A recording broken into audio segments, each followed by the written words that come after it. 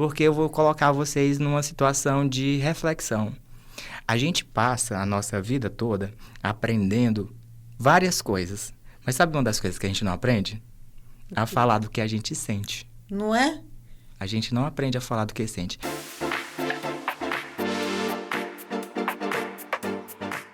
Olá, pessoal. Me chamo Mariana Navega e hoje é o nosso terceiro episódio do podcast e o tema de hoje é burnout, depressão e suicídio. E para tratar desse assunto, eu trouxe um especialista em suicídio e suicidologista, eu acho que tá certo. E eu vou ler um pouquinho sobre ele para você. O nome dele é Odilo Neto, ele é professor, ele é psicólogo, é suicidologista, ou seja, possui especialidade em suicídio. Além disso, neuropsicólogo, mestrando em psicologia e pesquisa sobre depressão e TEPT. Psicólogo clínico com ênfase em Gestalt terapia. Acho que eu falei certo. Depois, qualquer coisa, você me corrige, Odilo. Obrigada por ter aceitado esse convite de fazer esse podcast aqui com a gente. Tá, eu que agradeço, primeiramente, né, Mariana, o convite, né, de poder disseminar um pouco do conhecimento que eu tive durante, né, a minha formação e as minhas formações, né, e poder estar, né, compartilhando com a Unigran Rio, né, fico muito feliz. Antes de iniciarmos, eu queria deixar um recado, né, para as pessoas que vão acessar esse podcast, né, que as informações serão bem técnicas, né, e as pessoas que tiverem angústia ou sofrimento psíquico, que procurem, né, os mecanismos ou a rede de saúde mental para receber atendimento especializado, né, pois o podcast tem a finalidade de falar sobre algumas questões técnicas a respeito desses temas que você está trazendo. Obrigada, é importante você ter falado sobre isso. Eu sempre peço, assim, como é um ambiente universitário, que a gente tenta dialogar, entender, discutir sobre temas importantes, eu sempre acabo pedindo no início para o palestrante, enfim, o técnico, conceituar um pouco, explicar. Então, explica um pouquinho pra gente. Eu sei que você é mais especialista em depressão e suicídio, e acabei colocando burnout aqui pra gente discutir, né? Assim, você entende um pouco por ser psicólogo, mas o que seria, de forma técnica, a conceituação de burnout, depressão e suicídio? Bom, o burnout é um adoecimento psicológico, né, um transtorno psicológico relacionado a causas ocupacionais. É um excesso ou quando a pessoa se sente, né, com, né, excesso de sobrecarga de trabalhos ou questões laborais, né? Então, pode vir a desenvolver várias questões, tanto psíquicas quanto físicas, em relação a essa sobrecarga mental atrelada a questões laborais, de forma geral. A depressão, ela, de forma ampla, ela é um transtorno, né? É um transtorno mental que se caracteriza como o principal, que não é o único, tá? O principal sintoma de tristeza, tá? Então, é um transtorno mental também, assim como o burnout, que tem como característica a tristeza, mas não só, tem outras dimensões da depressão também. E o suicídio é uma questão, todas elas, né? Tanto o burnout, quanto a depressão, quanto o suicídio, é um problema de saúde pública relacionado com o ato de pôr fim ou exterminar a própria vida, com um comportamento que tem por finalidade exterminar a própria vida. Entendi. Você fala muito, assim, sobre o burnout ser uma questão ocupacional relacionada ao trabalho. Eu não sei se, assim, a sua opinião mesmo sobre essa questão. Por exemplo, a gente ouve muito falar em ambientes tóxicos, pessoas tóxicas, né? Uma coisa que está em pauta. Uhum. E aí, eu acredito, sim, que de fato existam alguns ambientes tóxicos de trabalho. E nesse caso, eu não sei, tá? É possível que uma pessoa, mesmo que sim, de fato, esteja em um ambiente tóxico de trabalho, possa tomar algumas medidas para evitar o burnout, ou é mais complicado, porque aí o ambiente acaba atrapalhando muito? Tem sim, Mari. Essa pergunta é bem interessante, que como para todos os transtornos, na grande maioria, a gente pensa que os transtornos mentais têm uma correlação somente com causas psicológicas e neurobiológicas, mas não, o ambiente também pode desencadear ou fazer com que a pessoa, né, tenha um fator protetivo em relação a esses adoecimentos. Então, o ambiente, ele pode desencadear ou potencializar, mas à medida que a pessoa vai desenvolvendo habilidades individuais, características mesmo de enfrentamento, ela pode lidar com esses ambientes mais tóxicos de uma maneira mais saudável, mesmo o ambiente sendo ainda adoecedor, né? É uma metáfora de o ambiente é o mesmo, o que diferencia como a pessoa está naquele momento para aquele ambiente. E aí pode fazer com que ela sinta-se um pouco, ou tenha uma proteção um pouco maior em relação àquele ambiente adoecedor. Entendi. Legal você ter falado sobre isso, porque então quer dizer que tem uma esperança, ou seja, você falou no início, né? Procura ajuda se você está se sentindo de uma forma patologicamente que está te atrapalhando. E aí, mesmo que você esteja num ambiente complicado, tem certas medidas que você pode melhorar, ou seja, melhorar. Então, isso é legal. E aí, você fala, na primeira pergunta, né? Você fala assim, o que é depressão? Uma tristeza profunda. De uma forma coloquial, a gente entende muito assim, sabe? A depressão é uma tristeza profunda e eu fico pensando, será que... O que causa isso? Será que um trauma, uma vivência, ele pode causar? Aí eu penso, será que uma terceira pessoa, ela tem um poder tão grande de causar? Que fala-se muito sobre isso. Uma pessoa tóxica, ela me deixou depressiva, e aí a gente tenta falar assim, cara, eu não quero dar esse poder para uma pessoa, de me deixar. E isso me remete às causas. Porque eu já ouvi também, assim, como uma pessoa leiga, de que, é um fator químico e genético. E aí eu queria que você dissesse um pouquinho pra gente das causas de depressão. Se existe isso, uma terceira pessoa tem de fato esse poder ou não, sabe, sobre as causas. Bom, essa pergunta é bem interessante com muitas respostas, né? Porque quando a gente for pensar em depressão, a gente pensa em depressão como o principal fator psicoemocional, né? Que é esse sentimento de tristeza. Mas e as pessoas que têm depressão e que não têm o sintoma de tristeza, ou sinal de tristeza? Essa cara que as pessoas falam. Essa cara que as pessoas falam. Mas a depressão, ela é muito ampla e ela está ali ligada às 3 dimensões de uma pessoa humana, né? Que é a dimensão bio, psico e social, tá? Como assim, Gilo? Vamos começar pelo bio. Biologicamente, a gente pode ter uma predisposição a uma descarga menor de serotonina no nosso organismo. Então, isso é uma questão biológica. Então, a serotonina, ou os níveis muito baixos de serotonina, são atrelados aos transtornos mentais, principalmente a depressão e a ansiedade, tá? Então, essa descarga baixa de serotonina que teu corpo produz, né, pode te predispor a um maior risco de depressão no decorrer da tua vida. Mas não é só isso, nós não somos só uma unidade, tem as outras duas, né? O bio, psico e social. Então, à medida que nós vamos nos inserindo nas nossas relações, no nosso cotidiano, a gente pode, né, meio que, aí é outra metáfora, compensar aquilo que o meu organismo já não produz e tentar compensar ou fazer com que ele produza com maior ênfase, né, nessas outras áreas. As relações saudáveis, as relações amistosas, as relações de segurança, isso é uma questão social. E eu também, como eu me enxergo, como eu me vejo, eu me reconheço, né? Quando eu estou com esse humor mais rebaixado, o que eu faço para enfrentar? E tem todas as outras características que podem ajudar na compensação dessa baixa produção de serotonina, que é exercício físico, boa alimentação, e aí entra também as questões relacionais. Então, sim, a depressão tem um marcador biológico, tem esse marcador psicológico, emocional e tem um marcador também social. Então, as relações que eu vivencio durante a minha vida, e às vezes, Mari, desculpa, chamei de Mari, não, tá? por favor. Às vezes, eu não percebo que estou vivenciando relações não tão saudáveis, tá? Então, as relações não tão saudáveis, digamos assim, podem fazer com que eu me sinta ou rebaixe ainda mais o meu humor. Sim, as relações são importantes, até porque nós somos a maioria, né? Mas nós somos a espécie que mais depende das relações sociais. Então, as relações sociais são indiscutíveis para também o nosso bem-estar. E aí vai da característica de personalidade de cada um também. Tem gente que lida naturalmente melhor com uma pessoa que está te atrapalhando e já consegue identificar melhor, né? Realmente, como você falou, vai mais de cada um. Eu vi uma influencer super famosa que ela fala declaradamente que ela tem transtornos de ansiedade tratado e, assim, que usou durante muitos anos remédio controlado. Então, era uma coisa grave. Eu queria saber a sua opinião sobre uma questão que ela falou, que ela começou a seguir um perfil no Instagram que tratava sobre questões relacionadas à ansiedade e tinha um post falando assim, como fazer, ou como, não sei exatamente, tá? Como não fazer com o ansioso, ou como fazer, como lidar. E aí, o post ia dando orientações de o que fazer de acordo com e no tratamento de pessoas ansiosas. E ela, a pessoa, nessa influência que era ansiosa, ou enfim, E ela falou assim, cara, eu achei aquilo muito perigoso. Uhum. Porque você achar que as pessoas têm que te tratar como café com leite ou como de uma determinada maneira por uma coisa que você tem que tratar, que é uma responsabilidade sua. E ela estava colocando a opinião dela dessa forma. E qual a sua opinião sobre isso?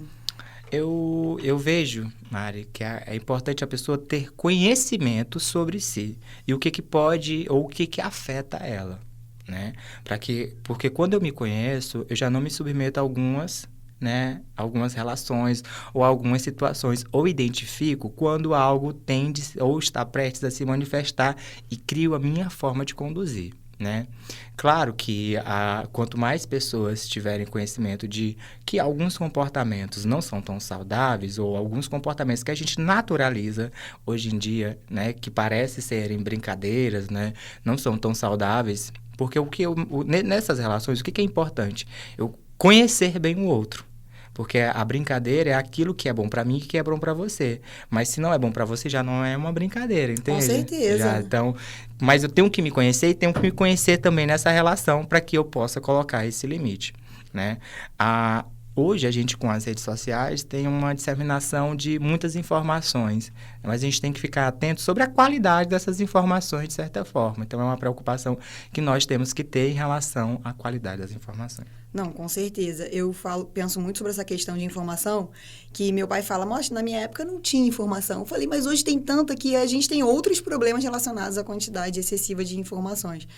Mas, enfim, sabe uma coisa sobre esse tópico que a gente está falando de transtornos? Pode falar assim, transtornos mentais e psicológicos?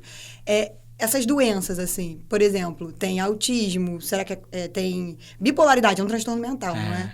E aí, sabe que é bom conversar com um psicólogo, assim, com um especialista, porque é uma coisa que eu sempre penso, se eu fosse a psicóloga, que eu fosse dar esse diagnóstico, é uma coisa, né, é uma chancela, olha, você é bipolar. E é uma coisa... E eu fico pensando, eu fico refletindo sobre isso. É uma linha tênue, não sei, você vai, como técnico, pode me dizer, mas assim, será que até que ponto a pessoa, ela tem uma personalidade que ela muda de humor com facilidade, ou não, passou de uma linha, agora é um transtorno, você é bipolar. Sabe, eu fico... Você acha isso? Qual a sua opinião sobre isso? Assim, eu sempre pensei que se eu fosse psicólogo, porque é uma chancela muito, né? Você falar que uma pessoa bipolar é uma coisa... O que você acha sobre isso? Isso que você está trazendo é o que a maioria das pessoas tem, assim, de entendimento. E, claro, é entendível, porque nem todas as pessoas têm o conhecimento ou estudam sobre transtornos mentais. Mas por que a gente pensa sobre o transtorno bipolar? Não é que porque você mudou de humor... Não é assim, né? Não, muito mais complexo É bem mais complexo. Isso. A gente tem os manuais diagnósticos, né? Que aí tem a CID-10 e o DSM-5 que dão critérios diagnósticos, entende? Mesmo assim, você já... Pode ser, assim, difícil diagnosticar ou não? É uma coisa extremamente fácil, técnica e é fácil diagnosticar? Alguns casos podem ser chamados de casos clássicos, que manifestam sintoma de maneira bem parecida com o que está nos manuais. Mas alguns outros a gente tem que fazer o que chamamos, e aí a grande dificuldade de nós psicólogos e outros profissionais que fazem esse diagnóstico é o que fazer o diagnóstico diferencial. Porque não é só mudar o humor. Deixa eu te perguntar, Mari, você está aqui, agora você está com um humor maravilhoso, você está ótima de humor, mas você recebe uma ligação, né, de que seu filho adoeceu, tá com febre. Acabou. E aí você não pode mais ir para casa, você tem que trabalhar, você tem que cumprir suas horas aqui na universidade, você tem que permanecer. Como é que ficaria seu humor, que antes estava bem alegre, né? Completamente péssimo, eu não sei nem se eu conseguiria... realmente, quando fala de filho... Assim, eu coloquei filho porque eu sei que você tem um, mas qualquer outra coisa que te tirasse, né, dessa normalidade, desse estado que você chegou, né, poderia mudar o seu humor. Total, e que você não teria um diagnóstico de bipolaridade por conta disso, né? Um entendimento errôneo que o senso comum tem sobre bipolaridade, porque a pessoa que tem bipolaridade, ela passa, no mínimo, tem um tempo, né, e tem que verificar o tempo, porque também se modifica por cada pessoa, né? E você tem que fazer esse entendimento, tem que fazer essa flexibilização de alguma forma, desse entendimento, né? E cada pessoa passa um tempo mínimo em cada polaridade. Exatamente. Entende? Mas eu tinha essa dúvida. Até quanto ao autismo, por exemplo, eu tô falando isso porque eu já vi alguns diagnósticos de autismo nível 1, que eu olhava a pessoa e achava uma pessoa completamente comum. Talvez ela tinha algumas características, né, que não são assim dentro do que a gente fez, é um pouco diferente, mas eu ainda não achava que era uma coisa que atrapalhava ela socialmente, mas mesmo assim obteve diagnóstico. Aí foi essa dúvida que eu quis discutir. É porque já o autismo, né, em um outro polo, em um outro lugar, o principal prejuízo, né, no prejuízo é quando a gente fala assim, que tem dificuldades em uma determinada área. Né? Uma pessoa que tem autismo, a gente consegue pensar, o senso comum também, né, com pessoas que têm prejuízo na adaptabilidade e socialização. Mas aí, o que depende? Né? Tem os níveis, ou a intensidade ou o grau do diagnóstico, porque hoje a gente tem até o espectro, né? Que faz com que é um nível bem mais leve, né? Que a pessoa tem, mas ela tem algumas dificuldades cognitivas e sociais. Mas a gente tem que pensar que como todo e qualquer, né? E aí eu volto novamente para o primeiro ponto que eu trouxe, que é buscar ajuda, buscar tratamento, buscar um profissional qualificado. Todo e qualquer transtorno mental, né? Quando tratado, quando, né, bem elaborado, a pessoa desenvolve mecanismo de enfrentamento, né? E aí o que a gente vê de algumas pessoas que têm o diagnóstico de autismo, né, de Asperger, dentre outros, e que consegue, né, dentro das suas limitações, se socializar, né, executar suas tarefas de maneira genuína, de maneira majestosa, enfim. Então, nessa perspectiva, a gente consegue ver, mas precisa desse cuidado. Então, tem que haver o cuidado independente, tá? E aí, só para classificar assim, de acordo com o DSM, desculpa até te interromper, o autismo é um transtorno do neurodesenvolvimento, tá? Aí já é uma outra subdivisão, porque há vários tipos de transtornos. Tem os transtornos de personalidade, do neurodesenvolvimento, os transtornos de humor, né? Enfim, são vários. E aí tem muitos transtornos, dentre os transtornos do neurodesenvolvimento, dentre outros, tá? Não, você tocou num ponto muito legal, que já era uma coisa que eu já queria te perguntar mesmo. Sobre essa questão de transtornos mentais, eu acho que existe um pequeno... Não sei, você pode dizer melhor, porque fala muito sobre isso e convive muito com essas questões. Mas parece que existe um tabu. Por exemplo, teve uma pessoa da minha família que teve uma questão relacionada à depressão, que, né, é uma questão mental. E fez um tratamento, tem muitos anos isso, uma pessoa bem próxima. Fez um tratamento com um remédio controlado, passou por todo o processo, porque que eu já ouvi falar, né? Assim, que você tá tomando aquele remédio e para do nada, que não pode, que não é assim, que tem que ter um acompanhamento de um profissional qualificado, conforme você tá orientando, tá falando nessa conversa. E essa pessoa fez o tratamento, seguindo o passo a passo, ficou curada e vive muito bem há muitos anos, entende? E assim, eu vejo que às vezes existe um preconceito. Aí você tem uma gripe ou você tem uma doença física, aí você vai lá e trata. Você vai no médico, ele te passa um tratamento, você faz, o tratamento fica bom. E por que às vezes com a questão mental, até no fato assim de ir num psiquiatra, não tem um preconceito, ou então a pessoa não quer tratar e aí ela fica mal. Eu já vi, assim, né, não vou citar nomes aqui, porque claro que eu não quero expor ninguém, mas já vi situações de pessoas que eu conheço que nitidamente precisavam de um tratamento, mas ficava, não queria por causa desse preconceito, e aí piorava, e ficava mal, ficava ruim, e às vezes eu penso que talvez é uma doença da mente, mas que também é uma doença, e como você falou, se você tratar bem com um profissional qualificado, você consegue combater. E aí eu queria sua opinião sobre isso. Existe mesmo um tabu, um preconceito? Ah, mas com certeza. E como existe, né? O corpo, ele tem o direito de adoecer, mas a mente não, né? Não é isso? E se você adoecer mentalmente, você é fraco. Por que seu corpo é tão belo, né? Tão dentro do aceitável, mas por que sua mente é desse jeito? O que é, né? Não é? Então, tem essas questões que é um tabu, né? São estereótipos que doenças mentais, profissionais de saúde mentais não devem, né? Devem ser recomendados ou procurados, né? Porque você tem que enfrentar, ainda tem isso até movimento, você consegue enfrentar sozinho, mas chega no momento, essa angústia, esse sofrimento emocional que foge do controle, do nosso controle, e que a gente precisa recorrer a outros olhares para nos ajudar.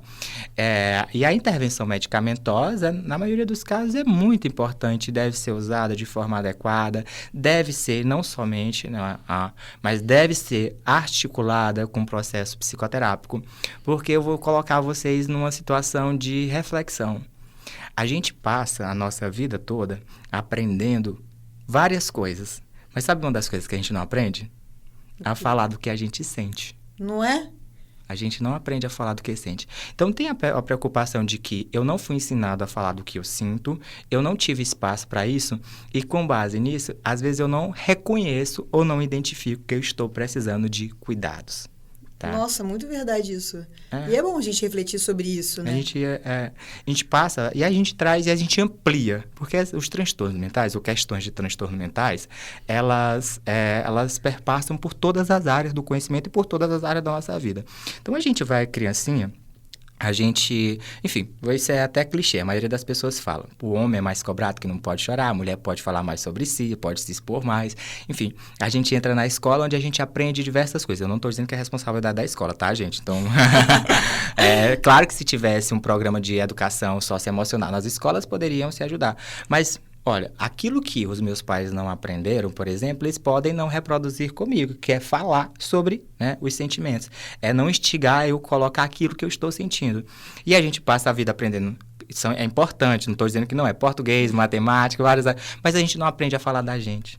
Não, com certeza. Não. A gente não aprende a identificar as nossas emoções, os nossos sentimentos. E aí tem a questão de que, né, por não ser falado, eu também não preciso falar, né? Pode ser uma relação de causa e efeito. Mas eu estou dando esse exemplo de forma muito paupérrima, muito pobre. Mas só que tem esse movimento de que, por muito tempo, a gente não aprende. E aí, quando a gente tem esse sopro, né, esse suspiro de realidade, a gente já pode estar adoecido. Não, entendi. E aproveitando esse gancho de gente falar de doença e tal, e de tratamento para também um transtorno psicológico, eu queria te fazer uma pergunta assim, bem objetiva. A depressão tem cura? Alguns casos, sim, a grande maioria. Lembra, vamos voltar para aquela exemplificação que eu te dei. Algumas pessoas têm uma questão biológica que produz bem menos serotonina, tá? Essas conseguem se adaptar com essa baixa produção de serotonina e viver de uma maneira muito saudável, tá? Então, mas tem casos de depressão que são transitórios, tá? Entendi. Então, tem alguns tipos de depressão que eles são transitórios, são por algum movimento que aconteceu no momento atual, né? E que, ao trabalhar, a pessoa se reconhecer, se identificar, elas podem, né, ter uma cura plena da depressão, tá? Entendi. E falando agora do suicídio, quais são as causas? A pessoa muito deprimida, ela tende a isso? Eu não sei se quais são as causas? O que faz uma pessoa chegar e falar assim, não, agora acabou pra mim? Que é uma coisa até pesada, até difícil de a gente falar sobre isso. Isso. E antes de te responder essa tua pergunta, eu vou colocar algo que é muito importante de ser colocado. A gente, para falar de suicídio, a gente toma muitos cuidados, viu, Mari? Muitos mesmo, porque a gente não sabe quem é a pessoa que vai receber essa informação. Tá? Isso pode, para uma pessoa, né, que está ali em sofrimento emocional, ela pode chegar de uma forma totalmente diferente.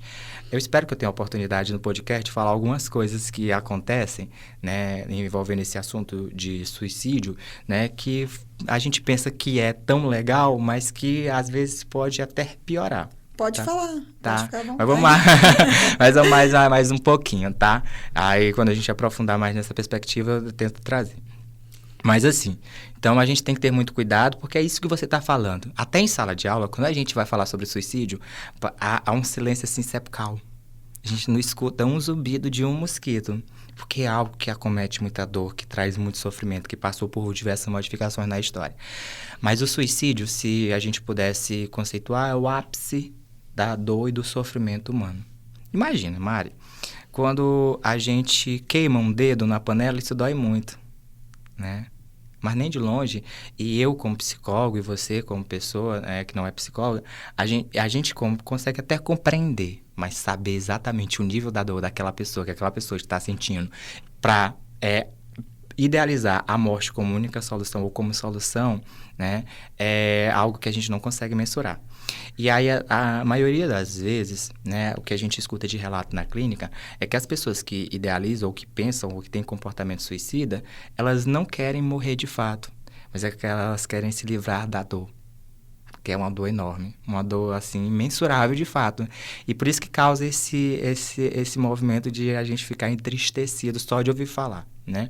Porque é um tabu falar sobre suicídio também. Assim como falar de transtornos Morte, mentais. por exemplo, é um assunto que eu mesma confesso aqui, que eu não gosto muito de falar. Exato, a gente passa a vida sem falar sobre questões emocionais e a morte é uma das coisas que a gente não fala. Porque dói. Dói. Eu acho que é isso, né? Só que aí a morte, aí, né, os estudos de tanatologia, que é sobre os processos de morte, morrer, perdas e lutos, né? Fala que é algo que é tão natural quanto nascer. Ai, mas é difícil. Tá, então é muito difícil. Mas assim, aí voltando para a tua pergunta, né? Quais seriam as causas do suicídio? Infelizmente eu não vou conseguir te dizer, mas eu vou te dizer que o suicídio é um ato de pôr fim à própria vida, tá? E quando a gente estuda suicídio, a gente entende que ele é multicausal e multifatorial. Tem várias causas e vários fatores que levam a essas causas. Outra metáfora, vou trabalhar com metáfora para ver se fica, para que a pessoa que receba consiga, né, ficar mais palatável. Mas é aquela história do copo d'água. O copo, ele não se enche com aquela última gota que caiu, mas ele transborda com ela. Então, a pessoa é um copo que vai colocando, né, um líquido, vários líquidos ali durante a sua vida, e que aí é onde entra o senso comum, que a gente diz assim, a pessoa se suicidou porque aconteceu isso, porque aí o senso comum cai em cima com muita ênfase nesses aspectos que são os que fazem com que o copo transborde. Porque separou, porque perdeu o emprego, porque isso, porque aquilo, entende? Então, são algumas das questões que fazem com que a gente olhe, mas não é. Tá? Agora, eu vou te dizer uma outra coisa, tá? E você pode me cortar quando quiser, porque quando eu começo a falar, eu vou falando bastante, né? Mas são casos, ou há casos mínimos, quando não consegue ter a mensuração desses fatores distais e proximais, que são os casos de suicídio sem a sinalização prévia de que a pessoa está ali tentando. Isso que eu ia perguntar, então você já adiantou, porque será que a gente conseguiria identificar? E essa é a minha pergunta, para poder até evitar. Mas você está dizendo que em muitos casos não, né? São os mínimos, são bem menos. Mínimos, são bem menos, tá? Bem menos, deixa eu te dizer, para cada um suicídio fatal, a pessoa tentou no mínimo umas 10 ou 20 vezes antes. Sério? Mas assim, e geralmente as pessoas sabem que essa pessoa tentou? Não sei se tem alguma estatística sobre isso. Tem, só que as estatísticas, elas não são tão precisas, não é que elas não são verdadeiras, elas são fidedignas, mas elas não são tão precisas, porque os casos de suicídio é subnotificado, tá? Não há tanta notificação, até porque há um preconceito em relação ao suicídio, e isso está atrelado à nossa história, porque na época feudal, ali naquele movimento, quando morria uma pessoa por suicídio, perdia-se uma mão de trabalho, né? E aí a família era penalizada por isso. Nossa, e não só isso, tem questões religiosas que envolvem essa questão do suicídio. Tem todo, mas a questão religiosa só veio após isso, né? Depois de um certo movimento. E aí, por exemplo, ainda relacionado ao trabalho, ao capitalismo, ao movimento econômico, por exemplo, quando se perdia um soldado na tropa, era menos uma pessoa na tropa para lutar pelo aquele direito, pelo aquele desejo. Então, tem esse movimento. E aí, o suicídio, a pessoa que morria por suicídio, né, deixava ali um sofrimento muito grande e a família ainda era penalizada em relação a essa perspectiva, tá? O corpo da pessoa... A família já estava sofrendo. O corpo da pessoa era exposto a algumas humilhações públicas, como, por exemplo, colocados nus, né? Não tinha direito a ser enterrado, mas o suicídio ele só virou crime de fato com Agostinho de Hipona. Não sei se vocês já ouviram falar, hoje ele é famoso como Santo Agostinho, né? Que condenou de fato o suicídio, né? E o suicídio passou por diversos aspectos, por exemplo. E aí entra numa outra perspectiva que talvez você possa até me perguntar mais tarde sobre o contágio suicida. Na Europa, depois do romantismo, com o iluminismo, o suicídio passou a ser visto como algo honroso. Né? Algo, né, heróico. O que... Por quê? Mas... Teve... Sob qual perspectiva? Por que era heróico? Não tem-se esse registro, mas naquele momento, no iluminismo, era visto como algo de honra, por honra, ou né, glorioso de alguma forma. O que se percebeu, aí entra no Contágio Suicida, que essa divulgação e ver o suicídio como um ato heróico, né, fez com que na Europa se aumentasse drasticamente os números de suicídio naquela época. Até que, né, com o movimento, isso somente no século XX, o suicídio ele foi entendido aí com vários teóricos, como Durkheim, Emile Durkheim, né, e vários outros. A psiquiatria tomando conta desse lugar fez com que houvesse esse entendimento de que era uma questão de saúde pública. É um entendimento que é uma questão que precisava de entendimento tanto de saúde mental, quanto também de manuseio social. Que os fatores sociais também se agravam. Aí volta para aquela pergunta, Odilo, são somente os transtornos mentais? Tem os transtornos mentais, mas há outras causas que podem agravar ou potencializar um comportamento suicida. Entendi. E nessa fala, em algum momento você falou assim, aqueles que não dá para saber, que não deu nenhum sinal, tem, mas é menor. De maneira geral, tem sinais, a pessoa... Então, assim, fui refletindo se, na verdade, por mais que seja um tabu e que seja um assunto desconfortável, como você está falando, e eu confessei que também acho, será que não era interessante a gente falar mais sobre isso? Porque, na medida que a gente discute e dialoga sobre esse assunto, a gente pode entender melhor sobre esses sinais e a gente pode contribuir para a diminuição desses índices, né? Que você até estava falando, que às vezes podem se tornar altos em alguns países e que talvez, você não acha que a gente tem que falar mais sobre ou não? Só que a gente tem que ter cuidado em como falar disso. Entendi. Porque, e aí, nesse ponto que eu queria te falar. Há o que chamamos, e eu estou falando que é muito importante que haja, vou até olhar para a câmera, porque é muito importante que haja as campanhas de Setembro Amarelo, tá? Mas só que a prevenção do suicídio, ele deve acontecer o ano todo. Porque é uma história de vida ali que precisa ser elaborada, então precisa ser trabalhado. Na época que eu estava fazendo a especialização, um colega fez uma análise informal dos dados, né, da Secretaria de Saúde do estado do Piauí em relação à notificação de suicídio. Né? E ele percebeu, Mari, que no mês de agosto a outubro, os casos de suicídio fatais aumentavam significativamente. Nossa, mesmo aniversário. Agosto. O meu também, nós estamos de agosto, lembra? E aí o que acontece? Por quê? Porque há o Setembro Amarelo. E a maneira indiscriminada como é feito o Setembro Amarelo... Caramba! Nossa, a gente imagina que talvez fosse ao contrário, né? Se você está tentando diminuir... A gente pensou. Só que aí tem Isso é sério que você está falando. É seríssimo, né? Foi uma análise informal? Foi. Mas ele percebeu que houve maior notificação nesse período do ano. E eu escutei na clínica, e a gente escuta de vez em quando, que as pessoas que lidam com esse sofrimento, com esse comportamento, com essa dor significativa, se sentem mais pressionadas nessa época do ano. Por quê? Aí tem uma autora famosíssima, é a nossa referência em psicologia e em suicidologia. Ela é contemporânea, ela é aqui próximo de São Paulo, que é a Karina Okajima Fukumitsu. Ela escreve um artigo curtinho de acho que 6 páginas, que ela fala sobre o cuidado que a gente deve ter no Setembro Amarelo. Porque a gente, no Setembro Amarelo, eu me incluo porque eu sou profissional de saúde, sou psicólogo, né? E aí esse conhecimento eu devo levar para os outros que não têm, né? No mês de setembro, as pessoas querem mais falar sobre estatística, é uma preocupação que a gente deve se falar sobre as estatísticas, mas o que as pessoas despreparadas querem fazer? No mês de setembro, não só os profissionais de saúde têm mais cuidado em relação a isso, mas todo e qualquer profissional quer falar, ou pessoas que não são profissionais querem falar sobre suicídio, e aí terminam levando casos, relatos, né, meios por suicídio, né? E aí tem orientação da ONU, né, em relação à não divulgação, tem leis que proíbem a divulgação em relação a isso, e isso faz com que a pessoa se sinta ainda mais angustiada, entre um sofrimento maior. Então, nessa análise que ele fez, foi muito interessante, porque a gente percebia, e era o que a gente escuta na clínica. A gente que atende pessoas com comportamento suicida, a gente escuta que uma ou outra se sente mais pressionado, porque há uma pressão social de falar sobre, só que o cuidado com que se fala não é tão, né, levado em consideração. Nossa, que importante isso. Ou seja, a gente precisa ficar instruído sobre um assunto antes de tentar abordar esse assunto. Bem legal. Você trazer isso aqui é muito importante para as pessoas que não trabalham com isso, têm menos informação. Isso é muito legal mesmo.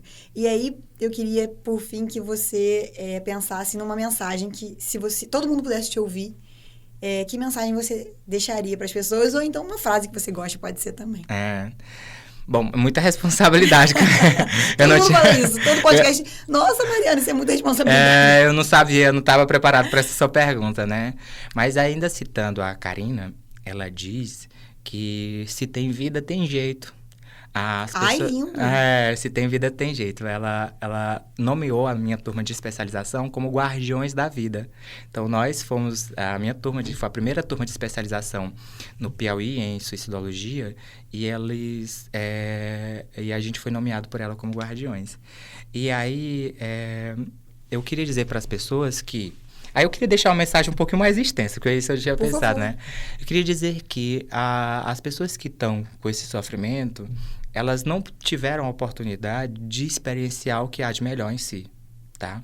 Então, eu queria que convidasse todas as pessoas, os familiares, né, dessas pessoas a vivenciar o que há de melhor, né? E uma pergunta que a gente pode se fazer é que eu estou sofrendo, mas o que eu posso fazer de bom por mim? O que eu tenho feito de bom por mim? A gente passa a vida vivendo várias características, várias partes, e a gente vai se perdendo, a gente vai se deixando de se reconhecer, né? O que eu deixei meu, que é bom no caminho e que eu posso recuperar, né?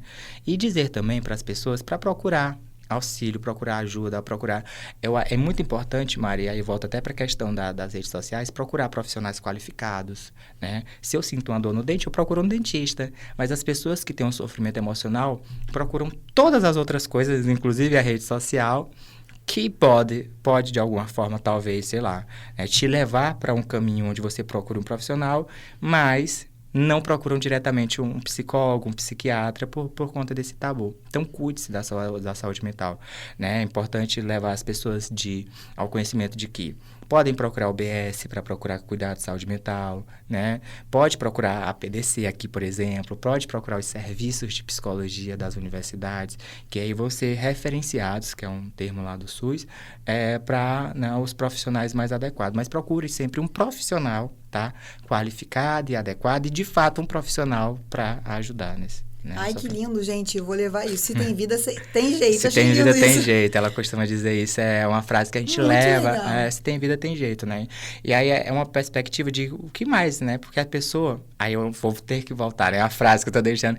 Mas no entendimento de suicídio, de comportamento suicida, a gente entende, né? As pessoas relatam, até pelos relatos, pelas vivências clínicas, que há um pensamento de túnel. A pessoa não consegue ver os horizontes ou para os lados, o que tem ali, né? Só consegue ver o suicídio como uma única possibilidade. Mas o que a pessoa está deixando de ver? O que ela poderia experienciar? O que ela poderia explorar mais? Né? Entendi. Bom, muito obrigada por toda essa conversa. É muito importante. Eu sempre falo aqui, a gente refletir, dialogar, compartilhar saberes. Então, queria te agradecer por ter aceito, por ter conversado aqui com a gente. Gente, vai lá, segue o Odilo. Vou deixar aqui o Instagram dele na tela. Diz o que você achou. Me segue também. Vai lá e diz o que você quer ver por aqui. E com isso, com essa mensagem de se tem vida, tem jeito, a gente encerra mais esse episódio. Obrigada. Eu queria agradecer pelo convite, me colocar à disposição, né? É uma experiência única poder falar um pouquinho em relação ao suicídio, à depressão, aos transtornos mentais, e qualquer coisa, estou disponível para você me convidar novamente, me colocar à disposição. Já vou querer convidar ele de novo. Obrigada. Gente, tchau, tchau, até a próxima. Tchau.